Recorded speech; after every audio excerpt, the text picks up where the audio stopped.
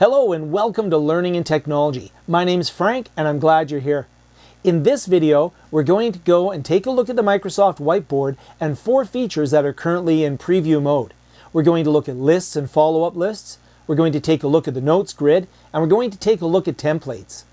All of these allow us to collaborate even better using the tool, so I'm going to invite in one of my fictitious coworkers and we're going to demonstrate how collaboration works using these features.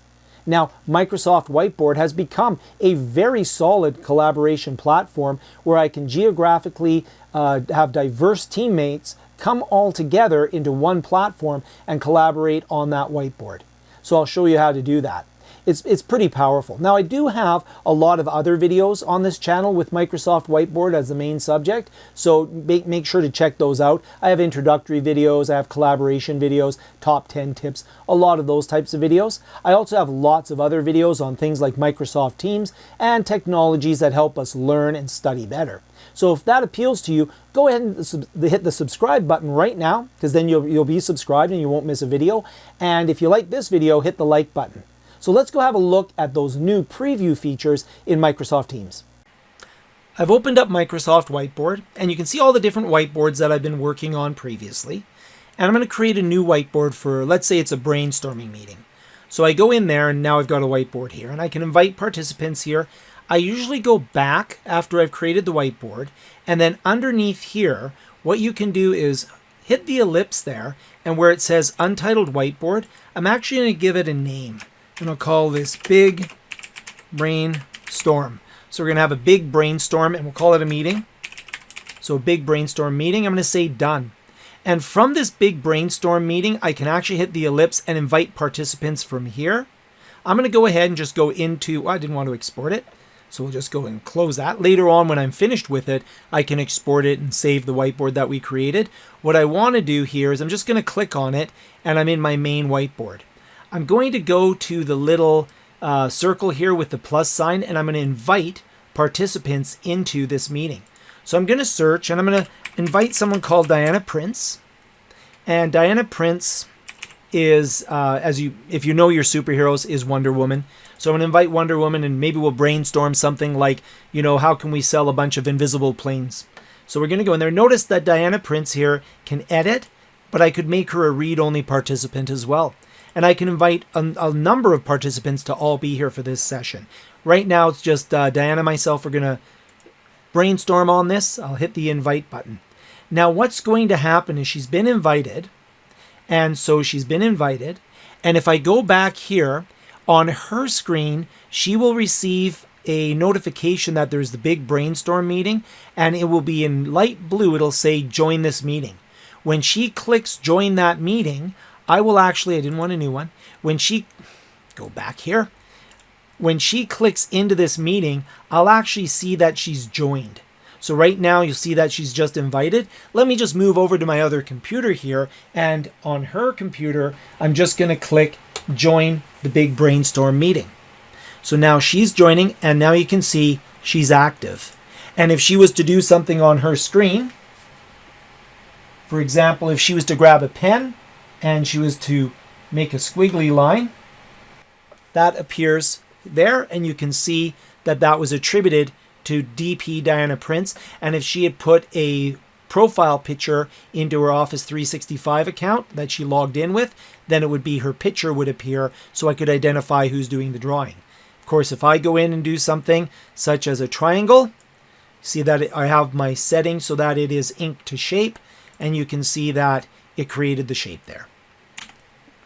So what I'm going to do right now, though, is I'm going to take the eraser, and I'll grab the eraser here, and I'm going to erase some of the content. You notice that the shape here, you actually have to lasso shapes because it was click to shape, and then you just hit delete. That's a little gotcha with the Microsoft Whiteboard, is that shapes don't get erased, they get lassoed and deleted. Little bit of a gotcha, bonus tip for this video.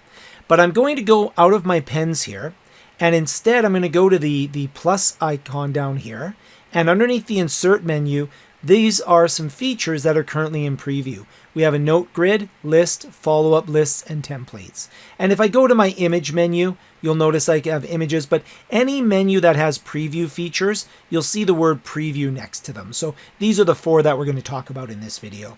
Let's start with a note grid. This is absolutely fantastic for things like brainstorming, where I can take this note grid, I can go in, I can add a note onto there. Now I might add a note, I might click on this note here and say, let's say this is the invisible plane project, need. So I go in here and I can say need invisible tools.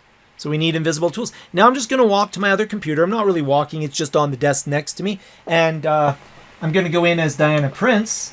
And I'm going to go in and draw a triangle.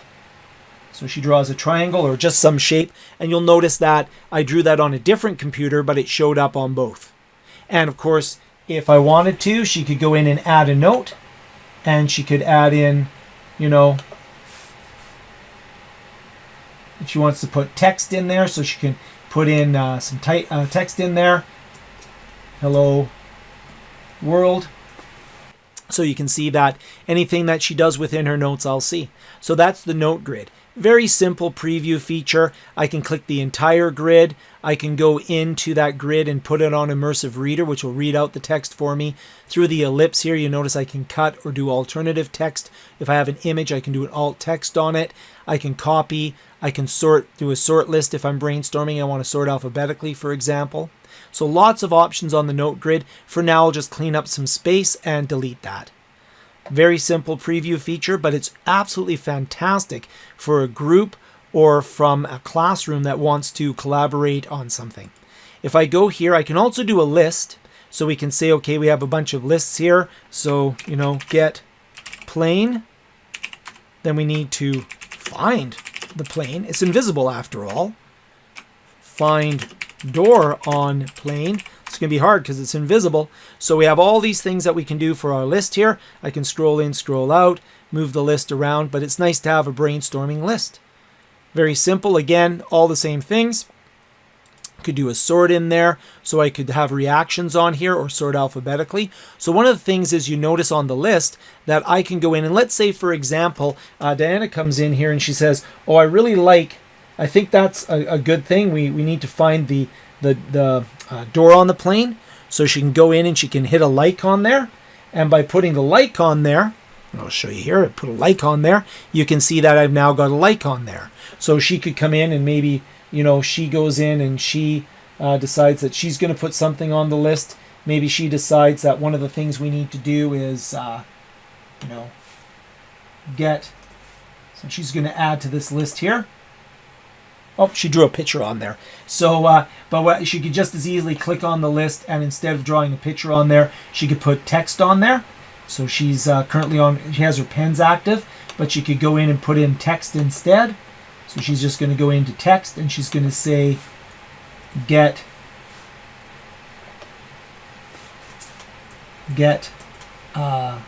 lasso. So she's going to get a lasso or lasso. Oh, I had something earlier where I said that on a video and we had a big conversation in the comments of whether I pronounced it. And I like that. We need to get the lasso. And she's going to come in and she says, you know what? I like that as well. She's going to like that. So she's going to tap it in order to like it. So she likes it. So we can sort things by likes. So that's my list. So I'll delete that now once again to free up room. I'm going to go in and I can also do a follow-up lists. So in terms of follow-ups, it's basically the same idea, but I can go in, I can type in get golden handcuffs. Okay, or no, it's wrist, not handcuffs. Wrist guards. I have to get up to speed on my Wonder Woman stuff, and I can assign that to Diana. She's got to go and get that, and I can say I like that. And then, of course, she could go in, and she could put her own comments in here as well. So I'm just moving to my other computer where she's seeing the exact same thing on the screen. But notice that when she types, she can say, get invisible cookies to serve on the plane, on the invisible plane. And she's going to go ahead and assign that to me. And she likes that. And I'm like, oh, you know what? I like cookies too. You know, C is for cookies. It's good enough for me. Right? So we put that in there, and you can see that I can now delete that to make room. So I just went through and showed you the note grid, the list, and the follow-up lists. This is one of my favorite preview features. It's called the template.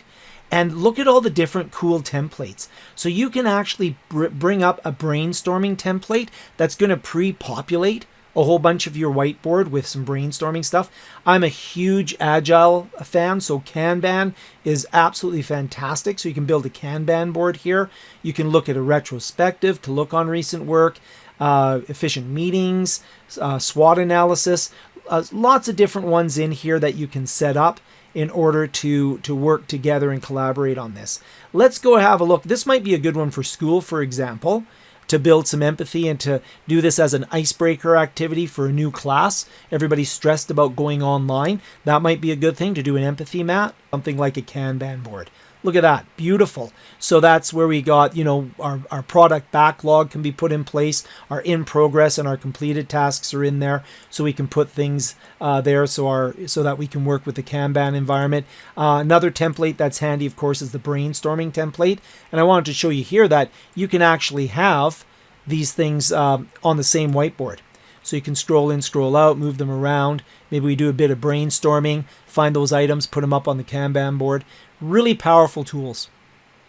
Pretty powerful stuff. I think you'll find that those features are extraordinarily useful when you're trying to collaborate, whether that be a corporate or a scholastic environment. So go out, explore them, play with them, comment down below on which ones you liked, which features you're working with now, which ones you maybe need more help with. Just let me know. I'm always happy to help out. I'm very glad that you watched. I hope you liked it. Hit like if you did. Hit subscribe if you want more videos. I'm always making videos on how technology can help us learn and be more successful. Thank you so much for watching.